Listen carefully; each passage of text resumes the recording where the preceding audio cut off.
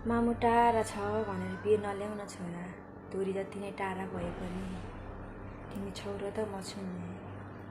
आज तिम्रै खुसीको लागि हो नि छोरा, यो 7 समुद्र पारी आएको तिम्रै खुसीको लागि हो नि। मैले हरेक दिन दुःख गरेको तिमीलाई थाहा छ छोरा, मामुले कति दुःख गरेको छ तिम्रो लागि।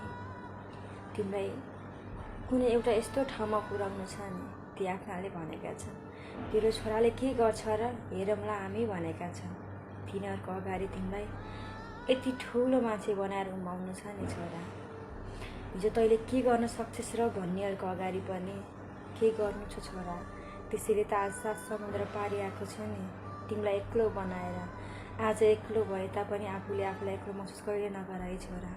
मामु सधैँ तिम्रो साथमा नै थियो, तिम्रो साथमा नै हुनेछ।